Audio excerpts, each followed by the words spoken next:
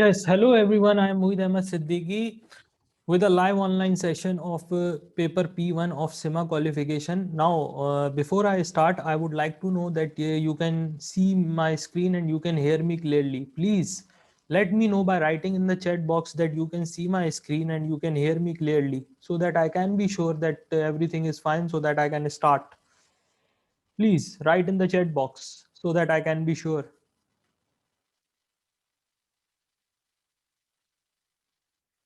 I am not receiving answers. Okay, then let's start. Now, first of all, before we move on to before we move on towards today's topic, today's actual chapter, the actual class, I would like to briefly introduce myself here. My name is Muid Ahmed Siddiqui, and I have been teaching different professional qualifications like ACCA and other professional exams since 2018.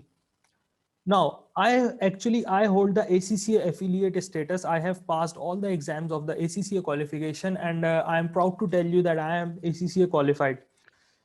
Teaching, as far as teaching is concerned, teaching is something that I like doing. Teaching is, you can say, is like a passion, is something very beautiful to me, something that appears very beautiful. And teaching is my only teaching, you can say teaching is my only interest.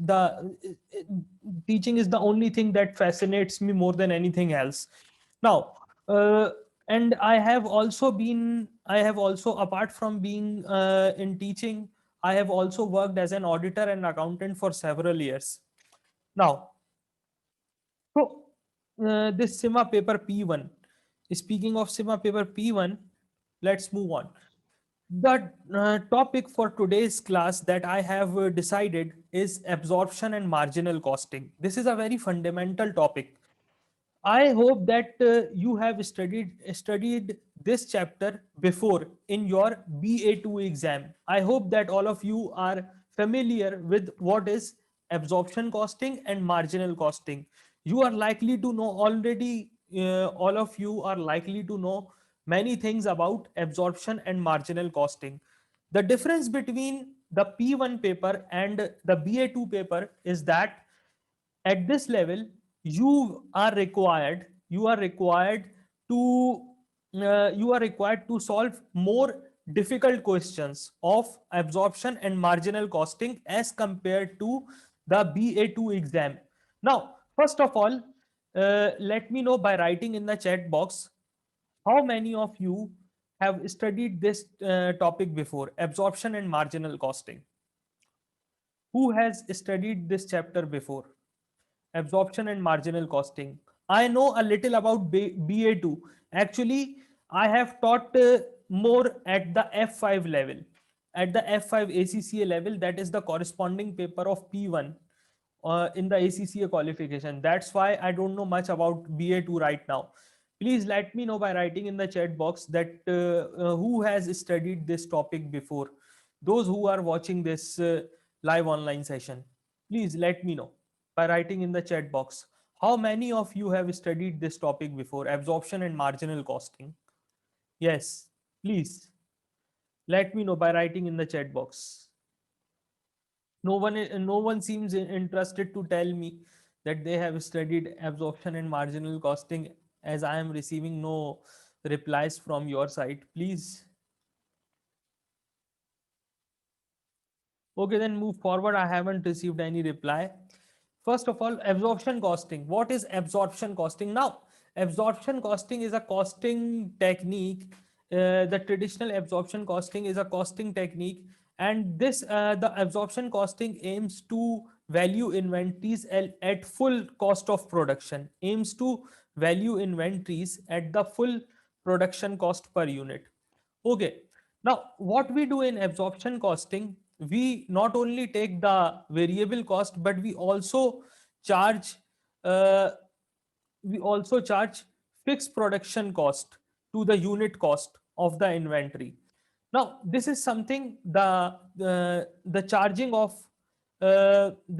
of fixed production overheads to unit cost is something that distinguishes absorption costing from the marginal costing, that we will see later in this video, okay, in this session. Okay, now total cost. When we talk about the total cost comprises of the production cost and the non-production costs. So what happens in absorption costing? We take this direct cost, and the production cost in turn, in fact, you can say that the production cost in turn comprises of direct cost and indirect cost.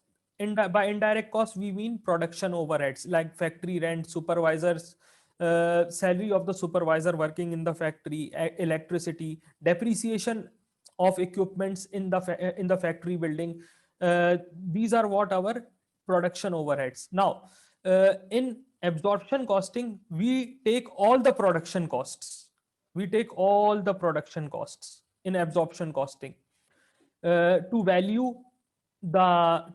units of inventory that we manufacture. Now, direct material per unit, direct labor, production overhead per unit. Now, this is the production overhead per unit. As you can see here in the previous slide, this is the, okay, now the production overhead. So how do we calculate here? Here this is a format that shows how do we calculate cost per unit. How do we calculate cost for 1 unit of an inventory in absorption costing? We take the direct material cost per unit. Then we add direct labor cost per unit. Then we add a production overhead per unit. So we arrive in this way, we arrive at what is known as full production cost. And this full production cost actually is all the direct cost and all the indirect cost. Okay then.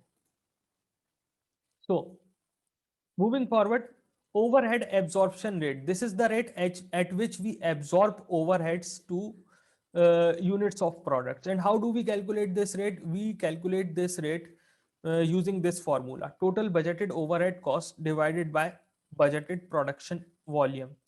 Now, here I am going a little bit faster, a little bit quicker. That's why. Why? Because I expect all of you to have uh, good knowledge of absorption and marginal costing from your BA2 exam. Okay, now if you need to ask anything, you can ask me by writing in the chat box. Alternatively, you can also ask me to unmute you if you have any question that you think that you need to ask verbally. You can also let me know by writing in the chat box so that I will unmute you to allow you to talk. Okay, then. Now, moving forward, over absorbed overheads and under absorbed overheads. What happens that sometimes we absorb overheads. uh, Overhead absorption is something that we anticipate, that we budgeted, that we budgeted. Absorption of overheads is something different from the actual overheads incurred. Now, so when we absorb overheads, how do we absorb overheads? We absorb overheads by taking this overhead absorption rate and multiplying it by actual production.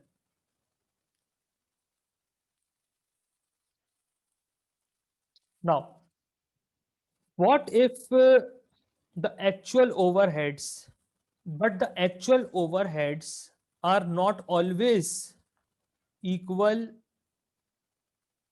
actual overheads are not always equal to the absorbed overheads. These are our absorbed overheads. These are what? These are absorbed overheads. These are absorbed overheads. So the difference between the two is over or under absorption. Over or under absorption. The difference between the two. If absorbed overheads are more than the actual, what happens? Then over absorption occurs. If absorbed overheads are less than the actual, under absorption, then an under absorption of overhead occurs. So now in absorption costing, we make an adjustment. We make an adjustment when we prepare income statement under absorption costing. There we make an adjustment for over or under absorbed overheads. We make an adjustment when we prepare a profit statement using absorption costing. We make an adjustment there for over or under absorbed overheads, but this adjustment is not required in marginal costing. Now I will show you the difference between the two approaches. Here I believe, here first of all, I think before moving on to the profits, before moving on to the I believe that before moving on to the reconciliation of profit between absorption and marginal costing, it is very much necessary to see how profit statements are prepared under the two approaches. I have prepared a comparison of the profit statements of the two approaches here. Yes, here as you can see, this is the profit statement. This is the profit and loss statement under absorption costing. And this is the profit and loss statement under the marginal costing. Now, in absorption costing, we take cost of sales, and here, remember one thing, here in absorption costing, what is happening actually? The inventory is valued using the full production cost, production cost, that is your this. Now the inventory is valued using this uh, inventory is valued in this way. Total uh, inventory is valued based on full production cost in absorption costing, but in marginal costing, but in marginal costing this is not the case. In marginal costing, we take only the variable costs. We take only the variable cost to value our units of inventory. For example, let me explain: direct material, direct labor, and variable overheads. Okay, now let's say our direct material for one unit. Direct material for one unit is, let's say $10. Direct labor for one unit, direct labor cost for one unit is, let's say $15, and variable overhead cost for one unit is, let's say $5. Now, when I sum up all these variable costs, I will arrive at I will get $30. This is the value of each unit under marginal costing. This is the value of one unit of inventory under marginal costing.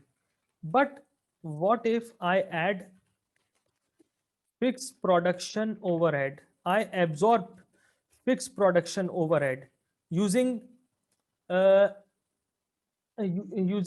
overhead absorption rate. I add a fixed production overhead of $15. What will happen? I will get $45, and this is uh, the value of each unit of inventory under absorption costing.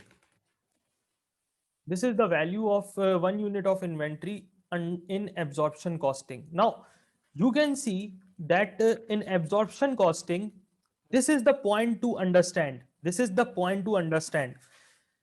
You can see that in absorption costing, we add fixed production overhead. We add fixed production overhead cost to our inventories. But in marginal costing, this is not the case. In marginal costing, we value inventory only on the basis of variable costs. This cost can also be called marginal cost of making one unit. This cost can also be called marginal cost. What do I mean by marginal cost? Sir, by marginal cost, we mean the cost of producing one additional unit. By marginal cost, by marginal cost, we mean cost of producing one additional unit. Now, is this clear? Under marginal costing, there is no fixed cost, and fixed costs are treated as a period expense. Like here, all the fixed costs, as you can see in marginal costing profit statement, all the fixed costs are treated as a period cost, and they are simply deducted. They are simply deducted from the contribution. They are simply deducted from the contribution. But since we make a since we make an allowance for fixed cost to in inventory valuation in absorption costing, what we do, we make an adjustment. First we first we uh, First, we deduct cost of sales using the absorbed overheads that we calculated using the absorbed overheads. Then we make an allowance. Then we make an adjustment of over or under absorbed overheads to arrive at the gross profit. Then what happens? We we simply deduct all the non-production costs. We deduct all the non-production cost from these production costs to arrive at the net profit or loss. But in marginal costing, we make a distinction between all the variable cost and the fixed cost. You can say that absorption costing tends to make a distinction between all the production cost in the upper part of the profit statement. In the upper section of the profit statement, we are dealing with all the we have taken all the production cost, and what we did, we simply deducted non production costs. And in marginal costing to arrive at the contribution, to determine contribution, we took all the variable cost. What we did, we took revenue and then we deducted all the variable cost. If you just think over it, we are dealing till contribution, we are dealing only with the variable cost. So here what we did, we actually took all the variable cost. We took all the variable cost, we subtracted this variable cost from the revenue to arrive at contribution, and then we deducted fixed cost to arrive at the net profit. Now, since the inventory valuation, the two approaches, the absorption costing and the marginal costing, the absorption costing and the marginal costing treat different costs in different ways. Treat different costs in different ways. What happens, that the profit that we get from marginal costing is not the same as the profit in absorption costing. Now, here are some points to remember. Here are some points to remember. When inventory level increases, the profit from absorption costing, the profit from absorption costing is higher than profit from marginal costing. And the opposite happens when the inventory level decreases. When inventory level decreases, the profit from marginal, or you can say profit from absorption costing, is lower than profit from marginal costing. Now, what do I mean by inventory level? Can anyone explain increase in inventory level or and decrease in inventory level? Can anyone explain? Here, many participants are watching this are watching this live online session. So I expect some of you to explain what do we mean by increase in inventory level or what do we mean by decrease in inventory level. Please, can you explain? If you do not want to talk, no problem. Please, you can write in the chat box. You can answer me in the chat box. Please try to participate. This is an interactive session. You can ask questions as well. Please. What do we mean by increase or decrease in inventory level? Yes. Yes. Opening. Yes, definitely. Zephyr. Yes, definitely. It relates to opening inventory and closing inventory. Yes, opening. Okay. What happens when inventory level increases? What happens when inventory level increases? Which one is higher? When inventory level increases, what do I mean by this? I say that during a certain period, during a certain accounting period, the inventory level increased by, let's say, 2000 units. What do I mean by the statement? Inventory level increased by 2000 units in a certain accounting period. What do I mean by this? Yes, definitely. Closing is more than opening. Because by increase in inventory level, by the term inventory level, I mean how much inventory do I have in stock? How many units of inventory do I have in stock?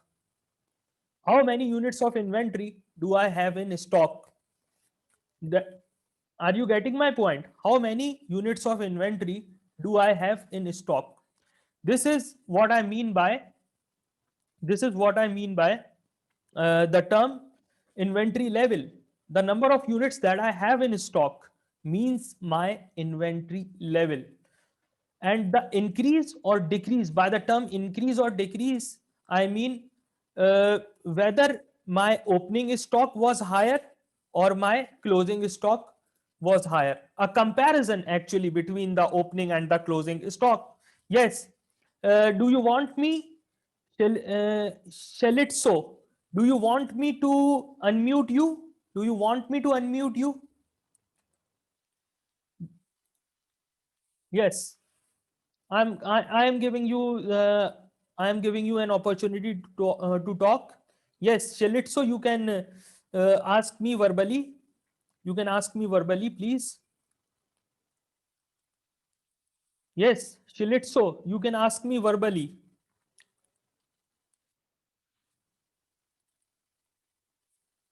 Yes, Shelitso, please unmute yourself. I can't hear you. For some reason, for I can't hear you. I am again and again. I am yes, Okay, okay, okay, yes. okay. Then what happens when there's no like movement? What can I say? Okay, like for example, okay, there's no increase and also there's no decrease. Like there's no movement. I don't know. Let's so Sorry, how just wait a minute, wait a minute, wait a minute. You are actually not clearly audible here. Just wait a minute. Let me check why you are not okay, audible here. Just wait a minute. Give me a few seconds. okay. Mm,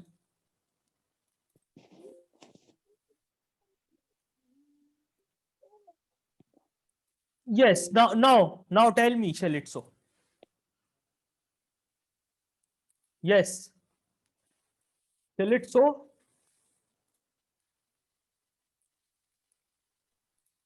Oh, yes, yes. Oh, can you hear me now? Yes, now I can hear you. Please let me know. Okay. Yeah, you said when the inventory is increasing, then Yes. also exhaustion, they record big in profit. The profit is more. That is opposite for margin is also true. So then, what happens when there's no increase or decrease? Like there's constant movement of inventories. Now the thing now you are trying to ask what happens when there is no change in the inventory level. That's your Yes. question. That's Yeah. the question. That what will happen? What will happen? You shall let so think yourself. What is your opinion? What will happen if the inventory level remains the same, or if But I think that now what if the inventory level remains the same? The closing and the opening inventory both are same. What do you think will mm, happen? What do you think will happen? I told you that yeah, when inventory level increases, the absorption costing gives a higher profit. So yeah, now the point here worth noting is that the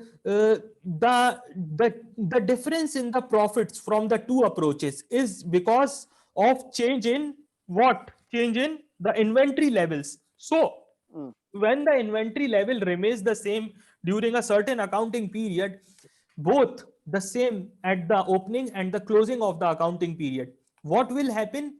Definitely the profits under the two approaches will be the same. Now same. you understand.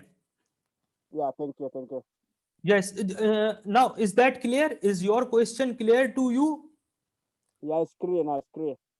uh, yes. Or anything else do you want to ask? No, it's good now. For now, it's good. It's good enough. It's good enough. Yes. Yes, thank you. Okay, so Shalitso actually wanted to ask what will happen when there is no change in the inventory level. Definitely, the difference in profit, the difference in profit of the two approaches, the absorption and the marginal costing, is because of change in inventory levels. So in a certain accounting period, if the inventory level remains the same, what will happen? What will happen? Definitely then there will be no difference. There will be no difference between the profits of absorption and marginal costing. The profit from the profit that we get from the absorption costing, either using absorption costing or marginal costing. Now, okay, so these are, I believe, these are the points to remember, that when the inventory level increases, please listen to me carefully, and please note that here it is also worth noting that you need to remember on the exam day. You need to remember on the exam day. You should be sure. You need to remember that when the inventory level increases, the profit from the absorption costing is higher, and when the inventory level decreases, the profit from the absorption costing is lower. So these are the 2 points to remember. I am also mentioning here in uh, these are the 2 points to remember, that when the inventory level increases, again and again I am saying these points. These are the 2 points to remember about absorption and marginal costing. Now you can be asked questions in different ways. You are likely to be asked questions in different ways. Now here I have decided to show you questions from the P1 Kaplan revision kit. So I think it's a good time. I have summarized absorption and marginal costing in front of you in this class. So I have not gone in much details. I feel like I have not gone much details about these two approaches, but I think I have given you a good introduction about marginal and absorption costing. So now I feel that it is the time that we move on towards the Kaplan revision kit questions. So here, here I have a Kaplan, here I have a question from the Kaplan revision kit. See question number 8. A company has a budget to produce 5,000 units of product B in December. The budget for December shows that for product B, the opening inventory will be 400 units and the closing inventory will be 900 units. The monthly budgeted production cost data for product B for December is as follows. Variable direct cost per unit is $6. Variable production overhead cost per unit is 3.5. Now, total fixed production overhead cost is $29,500. The company absorbs overhead on the basis of the budgeted number of the units produced. The budgeted profit for product B for December. Now, here you are required to calculate the budgeted profit for product B for December using absorption costing. But the question actually requires you are not required, actually you are not required to prepare a profit statement under absorption costing, but in fact the question requires you to tell whether the whether the profit under absorption costing was higher or lower than the marginal costing, and by how much amount. So here you are given four options. Now here I am giving you 2 minutes time. I am giving you 2 minutes time. And when I will come back, I will like to get your answers about this question. So please, in this couple of minutes time, do read this question. If you are not getting it, do read this question. Do try to get an understanding of the question and let me know. I am coming back in just a couple of minutes time. Please do let me know. Do come up with suggestions. Do come up with answers when I come back.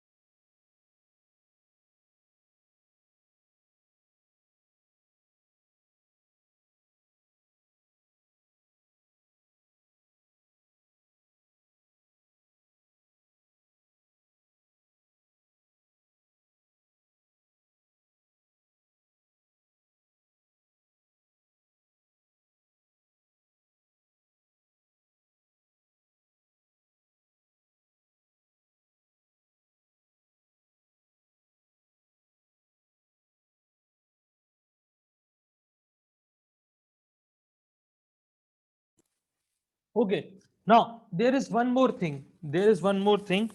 I'm really sorry. There is one more thing that I forgot to tell you actually. And that is, how do we calculate the difference? How do we calculate the difference in profit under the two approaches? The difference in profit, the difference in profit under the two approaches is calculated using this formula. Increase or decrease in inventory multiplied by fixed overheads per unit.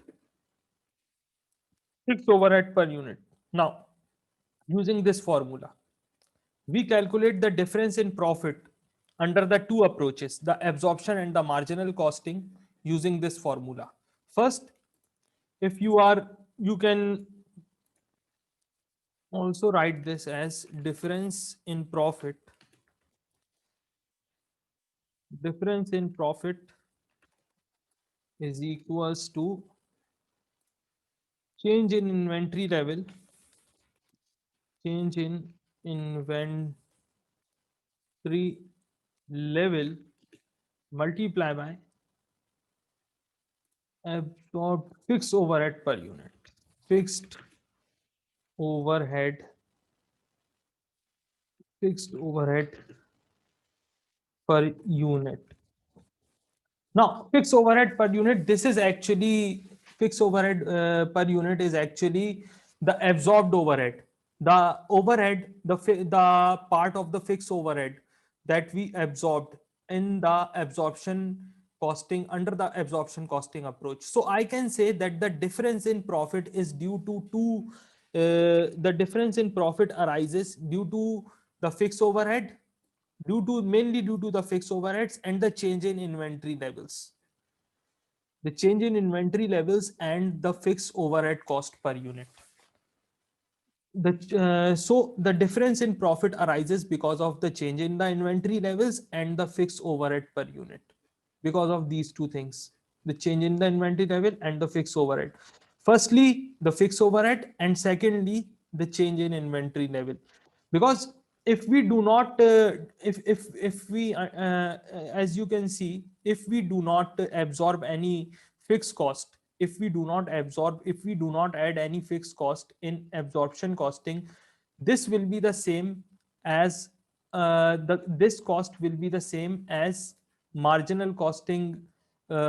This cost will be the same as the cost that we will get in marginal costing approach. So this is actually the fixed overhead that is causing changes in the profits calculated under the two approaches, the marginal costing approach and the absorption costing approach. And the difference arises when there is a difference in the inventory level. So these are the 3 points that you need to remember: first, second, and third. These are the points that you need to remember on the exam day. These are the three very important points that you need to remember about absorption and marginal costing on the exam day. Okay. Now, how will we calculate answer to this question? How will we determine the answer to this question? A company has budgeted to produce 5,000 units of product B in December. The budget for December shows that for product, now here in this question, if you have read this question, you can clearly see that the inventory level is increasing.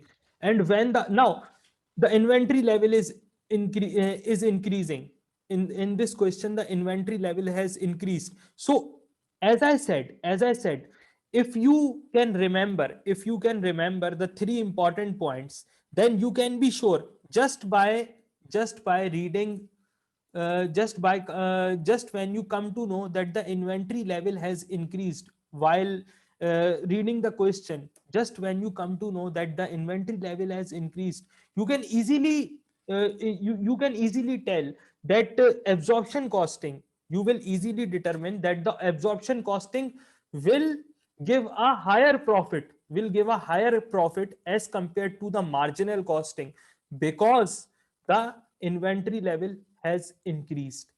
Now, moving forward, variable direct cost per unit is $6.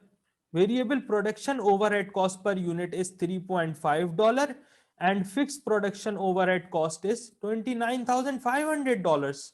Now what?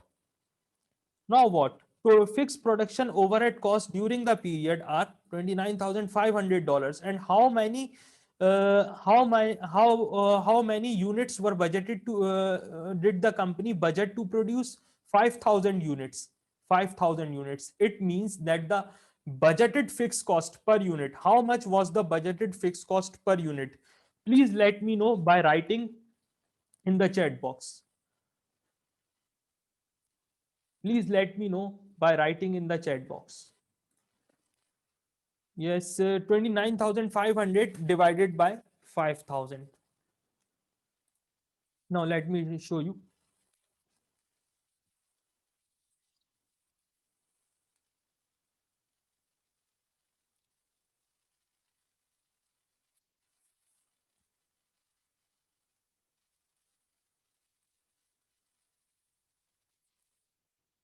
29,500 divided by 5,000, $5.9. Yes, you are right.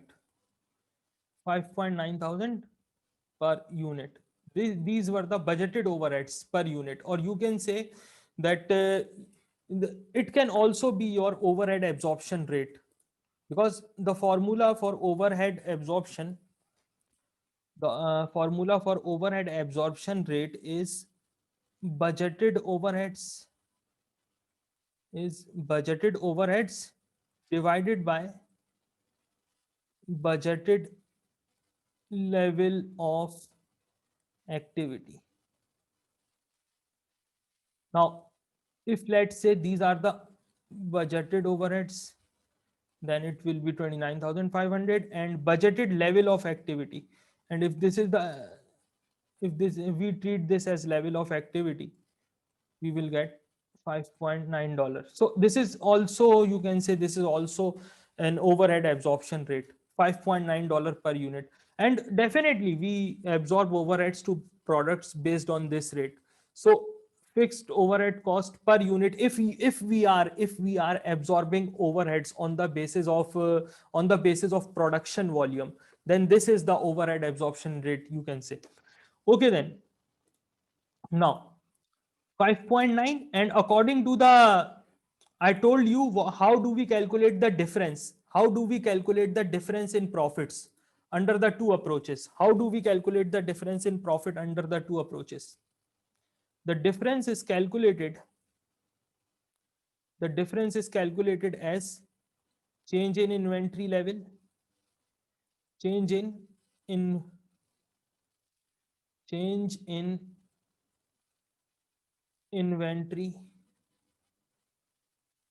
inventory level multiply by overhead absorption rate, or you can say fixed cost per unit.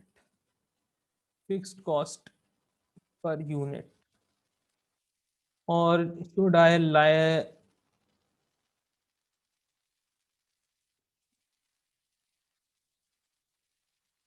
Overhead absorption rate based on the production volume, or you can say, or fixed cost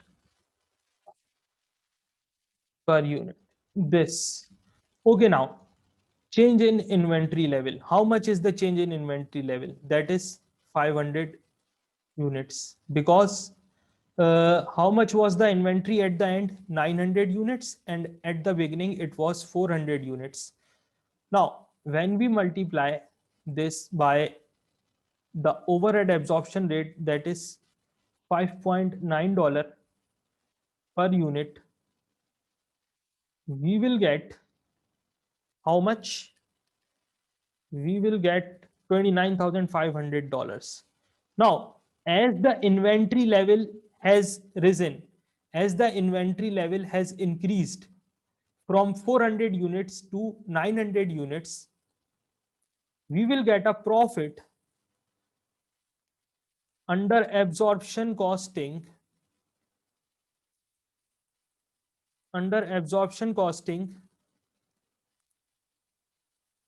that is higher than marginal costing profit,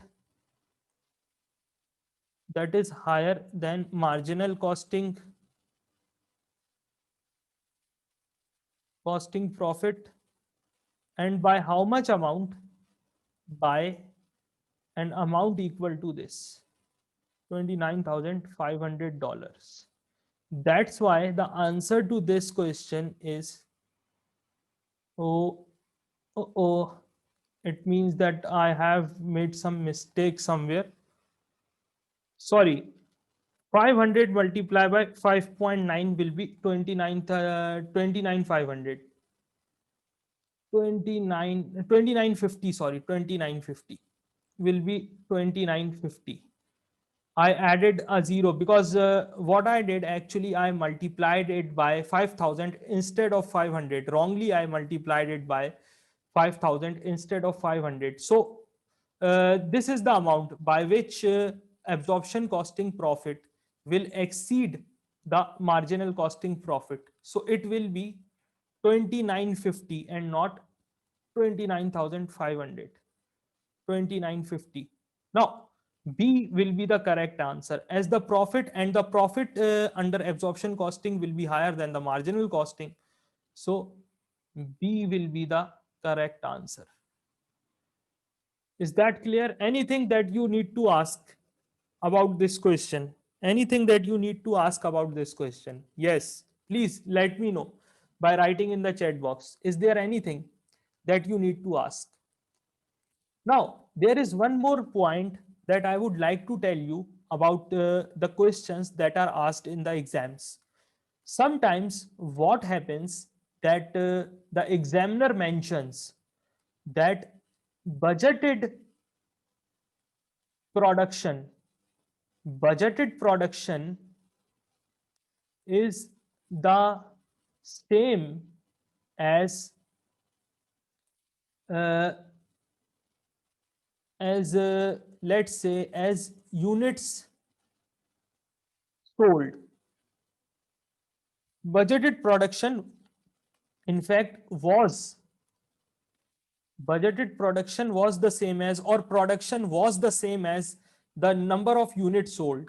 This means that all the units all the units that were produced all the units produced by the company, all the units produced were sold.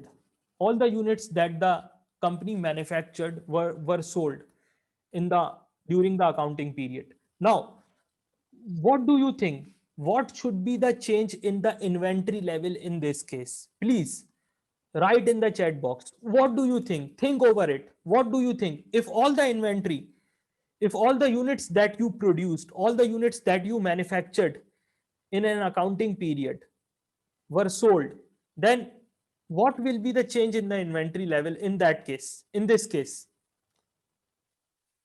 Tell me here, tell me by writing in the chat box the change in the inventory level.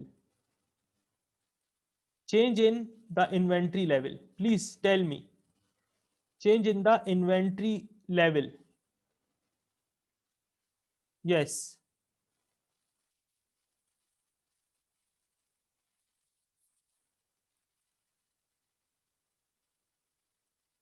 All the production, all the units that you produce during an accounting period were sold.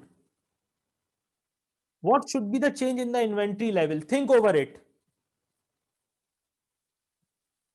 Think over it. This is an interesting question. This is an interesting question. Please write in the chat box. What do you think?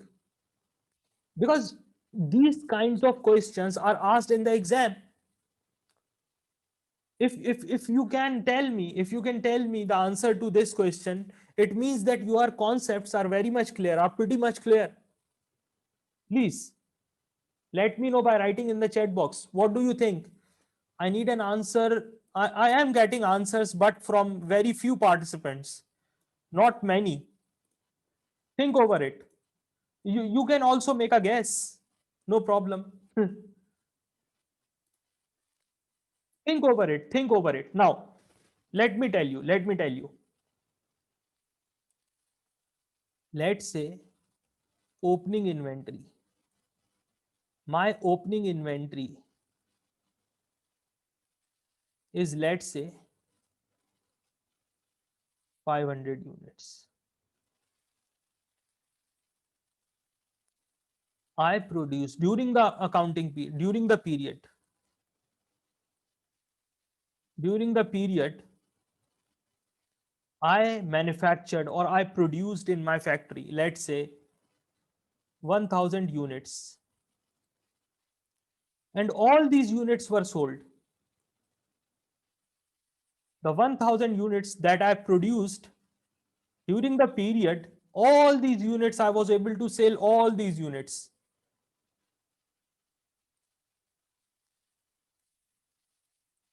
Now, tell me how much should be my closing inventory?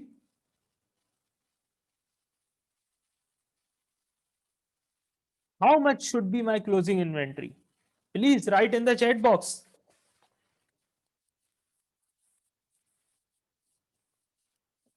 This is how the SEMA examiner tricks students in the exam. The closing inventory should be 500 units. Good answer. Because all the units that I made were sold. Nothing left in the stock. Nothing left in the stock to be held for sale in the next period. All the units that I produced, I was able to get those units out of my warehouse, out of my inventory, out of my stock. So nothing was left in the stock that I produced during the period. All these units were sold. I was, and eventually I was only left with what I have in the beginning, at the beginning of the period, the 500 units that I had at the beginning of the period. This means that my inventory level. Now make a statement. Here I want you to make a statement regarding inventory level. Make a statement. Tell me what should be the statement. Make a statement about inventory level. Now, what happened to the inventory level during the period? What happened to the inventory level during the period? Please tell me what happened. What actually happened to the inventory level during the period? This is how the SEMA examiners, this is how the SEMA examining team actually tricks students. Try to understand, try to get an understanding, think over it. What happened to the inventory level during the period? Yes, Shilitso, you asked me the same question. Zephyr, Shilitso, others, tell me what happened to the inventory level during the period. What can you say if I ask you to write one sentence about inventory level? What should be that sentence? Yes, yes, please let me know. What should be the inventory level? Yes, Norm, you are taking interest. Good to see that you are taking very much interest in this session. Please, Norm, tell me what should be the inventory level. What should be the statement that you will be making at the end of the accounting period about the inventory level? Yes, Shilitso, what will you say? What will you end up saying about the inventory level? Yes, very good answer. Very good answer by Shilit. So I really like that. You took a while to think about it. You took a while to think about it, and eventually you ended up giving a correct answer. Very good response from Shilit. So I appreciate students who participate in the sessions and who take interest. Yes, very good response from Shilitso. Eventually, we got a very good response from Shilitso, and Shilitso has made a right, has told us the correct answer here, and the correct answer is that there is no change in the inventory level, no change in the inventory level. So the profit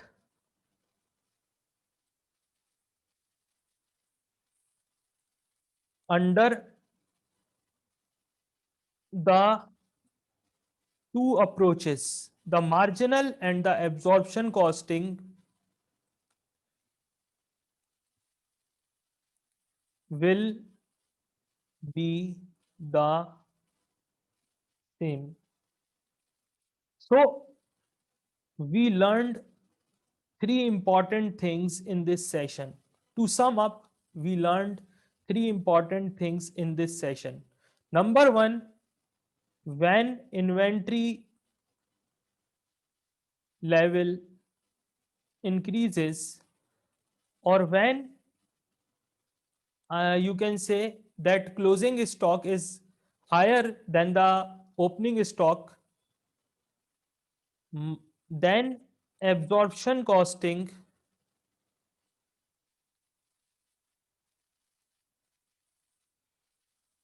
gives a higher profit, gives a higher profit.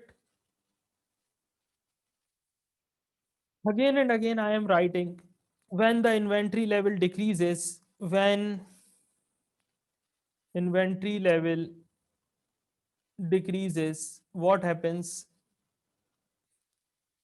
That absorption costing gives a higher profit than marginal costing, sorry, than marginal costing. Absorption costing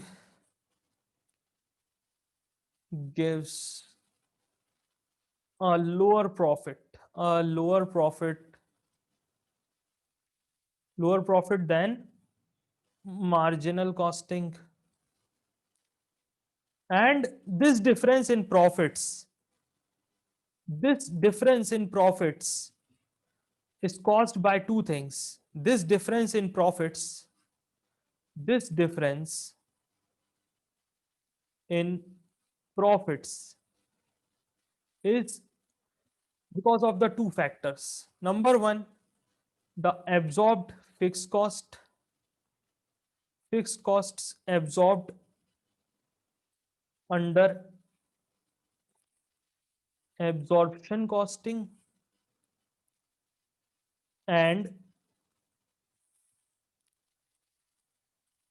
fixed costs absorbed under absorption costing, and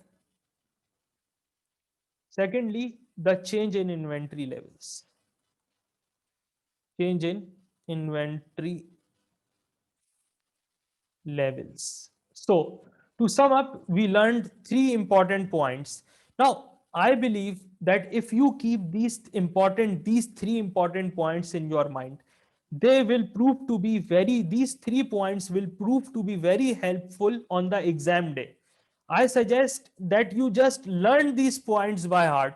If anyone asks you, even if you are sleeping, and uh, someone forces you to, someone wakes you up from the sleep and asks you the 3 points about absorption and marginal costing, those 3 points, the first thing that you should have on your the first thing that should come that should come onto your mind is are these 3 points. When the inventory level increases, absorption costing returns a higher profit. The inventory level decreases, absorption costing gives a lower profit, and this difference in profits is due to the fixed costs absorbed and the change in the inventory levels.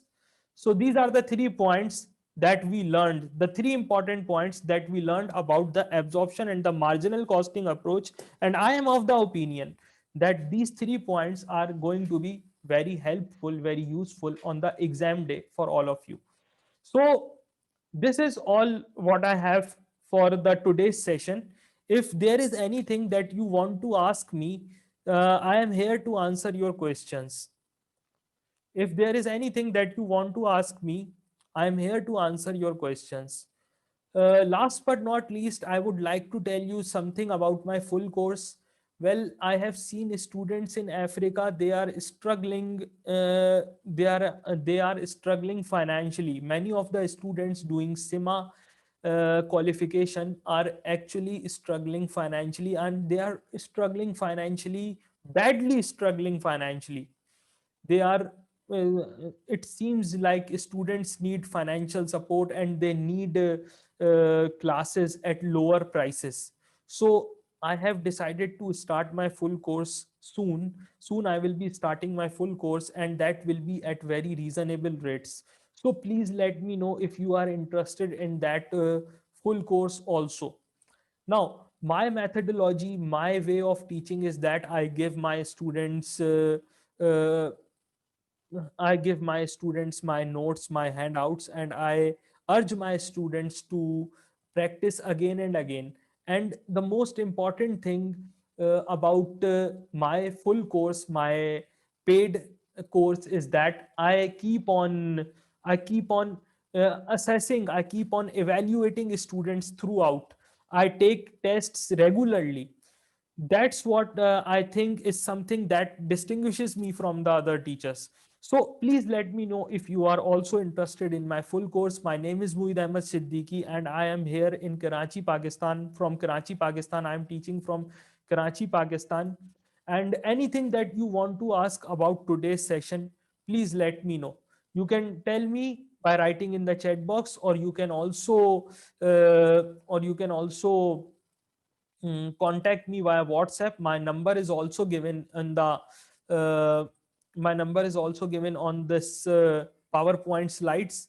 So I will upload the recording of this video on the YouTube, and this video will be shared in the WhatsApp groups.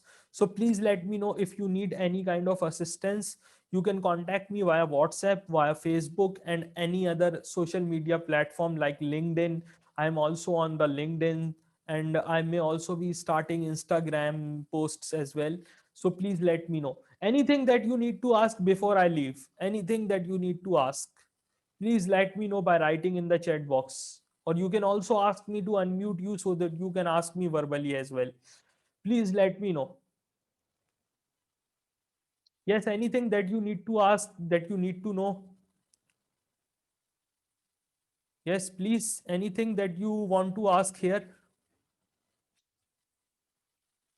Yes.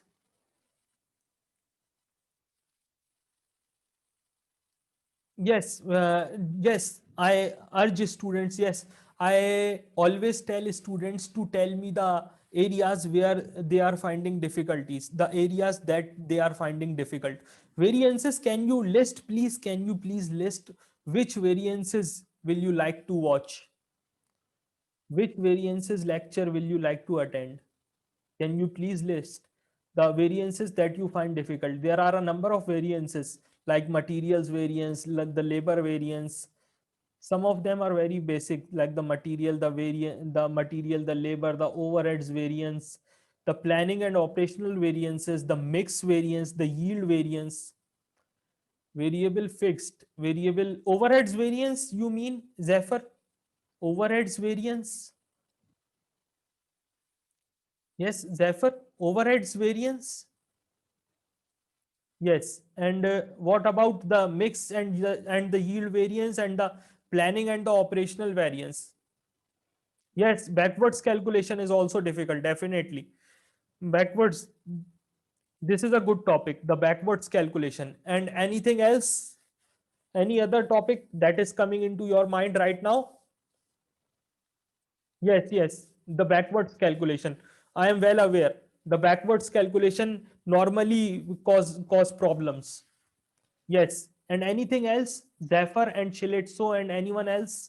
Anything that you need to ask here? Anything that you need to know? Please let me know because I am about to leave. Yes. Anything? Okay, then I think now it is now I think it is for me to leave. It is time for me to leave now. Now, when we will, and I hope to see you soon. And when we will meet, and when we will meet the next time, I will come up with the more interesting topics, and I hope to conduct sessions that will prove to be useful to you on the exam day. Thank you very much. Thanks for attending. It was Mueed Ahmed Siddiqui. And last but not least, do remember me if you need any kind of help. My number is given here. My number is given here. My WhatsApp number. You may also contact me via Facebook or any other social media platform. Thank you very much, and hope to see you soon.